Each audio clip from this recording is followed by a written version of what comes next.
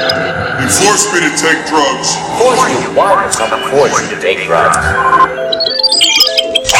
Dance is something that's, primitive, in the sense I'm talking about it, It's thousands of years old, it's old as man, older than guitars. And people like to party. No matter what music is coming out of the sound system, if they're having a good time, they're having a good time. And we're not purists as well. Our music isn't one thing. We pull from all over the place.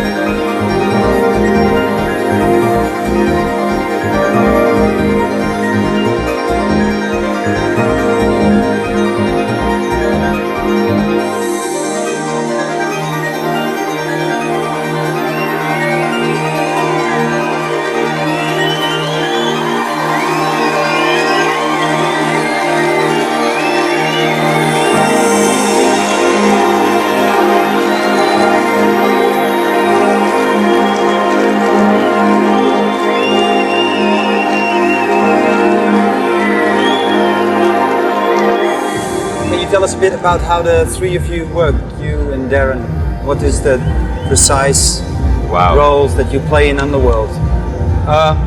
We have descriptions that we use, you know, to kind of make it simple. You know, Carl's a singer, Darren's a DJ, I'm a producer.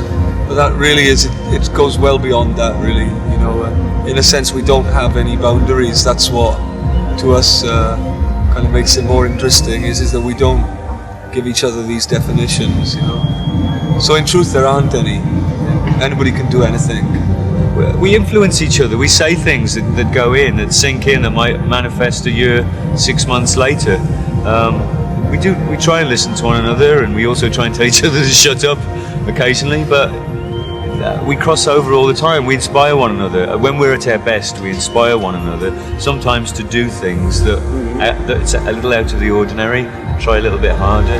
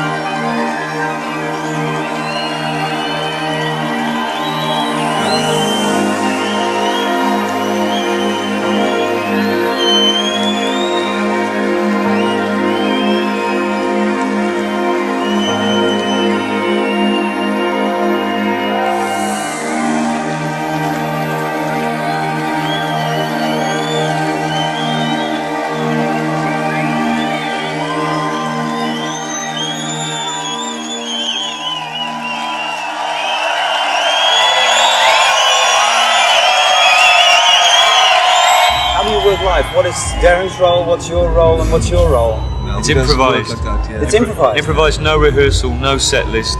The decision on the first track is made as we go onto the stage. A lot of preparation goes into it. As with any instrument, you know, a lot of work on your instrument goes into these things. Months of preparation will go into a show, so that when we come onto the stage, our instruments are an extension of how we want to go with the night, how the crowd and us decide things should be. What you don't want to end up, well, you don't end up being, you know, button pressing. You hear some real bullshit sometimes. Things like, you know, we use DATs. We've never used DATs or tapes in our life. You know, something I'm meaning to ask you because what we've done is we've taken technology and we've actually moved it on to the point where it's not questionable whether it's a live instrument or not. It is a live instrument. Whether it's a computer or a guitar, a human voice or a mixing desk, it's a live instrument. The fact that it hasn't got Fender on the top of it, you know, is irrelevant. It's absolutely irrelevant. That kind of talk is for snobs. You know, it's just another instrument, but a lot of work goes into it.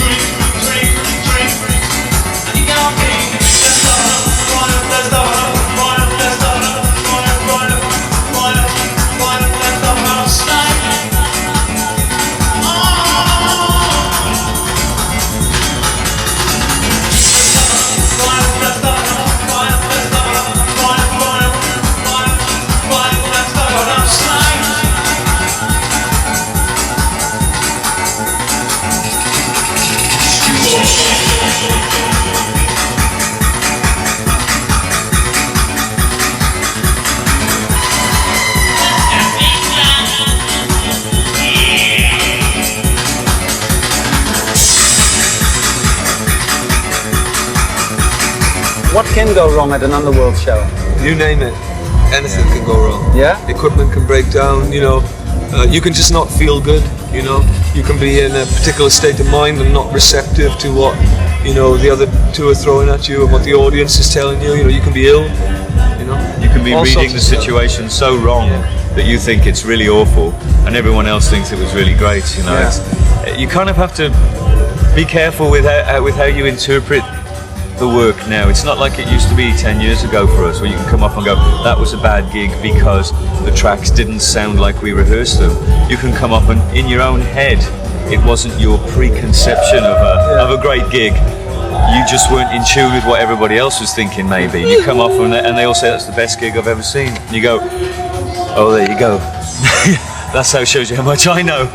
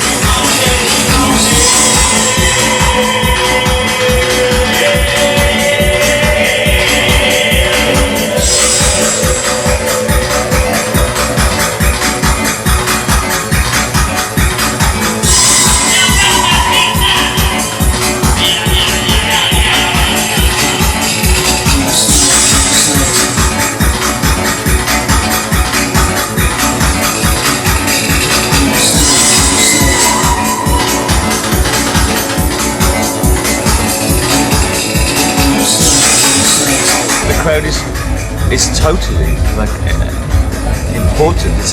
It's a major element to what we do. If the crowd is into it, it can lift you through any kind of negative emotion very fast, and you start creating something unexpected.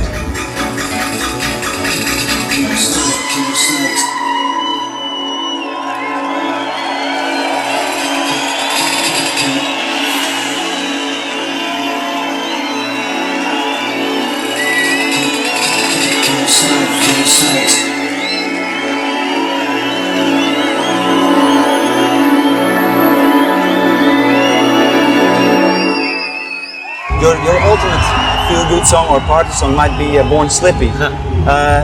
Could you, Karl, maybe say what are you singing in that song? What are your lyric samples? It's the only lyric that I'll talk about.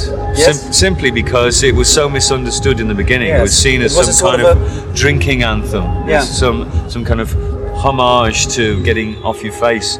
And in fact, it was quite the opposite. It was, as most of them are, an autobiographical piece. At the time when I was drinking, and I didn't like what I'd become, and I saw a lot of my contemporaries being the same. You know, men do bizarre and sometimes hideous things when they get drunk, and they want more of it, and they think it's okay. You know, we think it's okay. I thought it was okay. So it was actually documenting that. Initially, it was seen as quite the opposite. It's like, yes. Oh, he's saying this is cool. Lager, lager, lager. Exactly, yeah. Rather than, you know, lager, lager, lager, you know.